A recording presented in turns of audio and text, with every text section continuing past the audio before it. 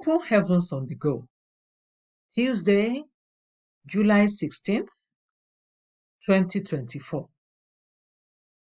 Topic: Don't kill a wounded soldier. Memory verse: Galatians 6:1. Brethren, if a man be overtaken in a fault, ye which are spiritual, restore such an one in the spirit of meekness, considering thyself, lest thou also be tempted. Bible reading: John 8:1-11. Jesus went unto the Mount of Olives, and early in the morning he came again into the temple, and all the people came unto him. And he sat down and taught them. And the scribes and Pharisees brought unto him a woman taken in adultery. And when they had set her in the midst, they say unto him, Master, this woman was taken in adultery in the very act. Now, Moses in the law commanded us that such should be stoned. But what sayest thou? This they said, tempting him, that they might have to accuse him. But Jesus stooped down and with his finger wrote on the ground as though he had them not. So when they continued asking him, he lifted up himself and said unto them, He that is without sin among you, let him first cast a stone at her. And again he stooped down and wrote on the ground. And they which heard it, being convicted by their own conscience, went out one by one, beginning at the eldest, even unto the last. And Jesus was left alone, and the woman standing in the midst. When Jesus had lifted up himself, and saw none but the woman, he said unto her, Woman, where are those thine accusers? Hath no man condemned thee? She said, No man, Lord.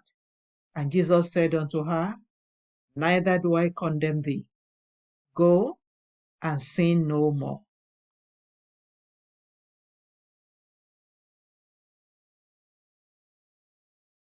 The Message: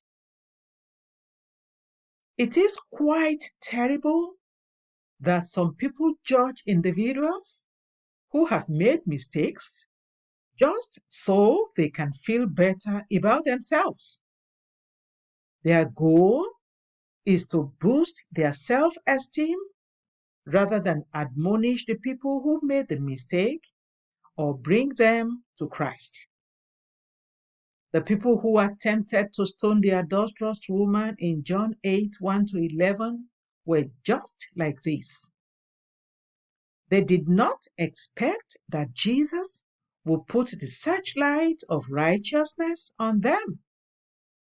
He humiliated them as they planned to humiliate her. When we correct someone just to show how righteous we are attacking their self-esteem, adding to the weight of guilt they already bear, and making it more difficult for them to come to Christ.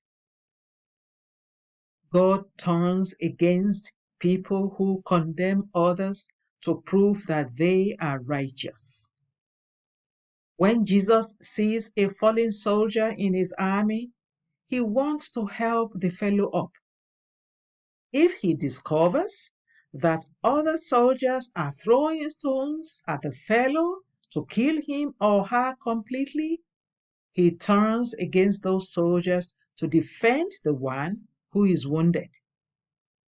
It is unfortunate that many Christians use their superiority complex to hand their own brothers and sisters over to the devil. For example, who is a young Christian girl supposed to turn to if she becomes pregnant out of wedlock? Fellow believers or unbelievers? In most cases, her church members might call her a prostitute and make her feel unwanted, while unbelievers may show her care and understanding.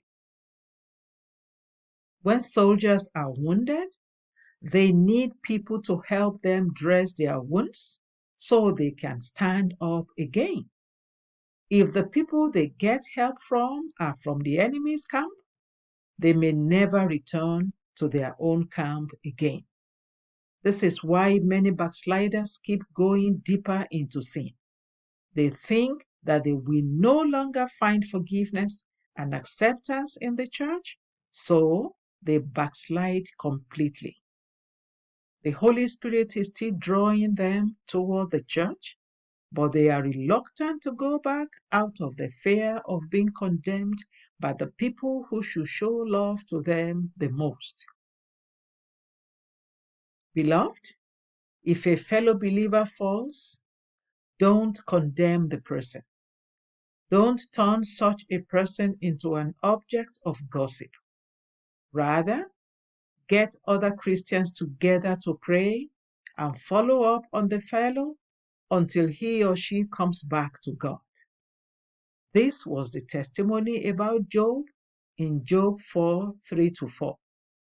Behold, thou hast instructed many, and thou hast strengthened the weak hands. Thy words have upholden him that was fallen, and thou hast strengthened the feeble knees. Action point. Show love to any believer you know that may require encouragement by calling or sending a message to say you will always be there for him or her. Bible reading in 1 year. Isaiah 9-11. Hymn for today. The great physician now is near. The Open Heavens is written by Pastor E. A. Adeboye, the General Overseer of the Redeemed Christian Church of God. God bless you.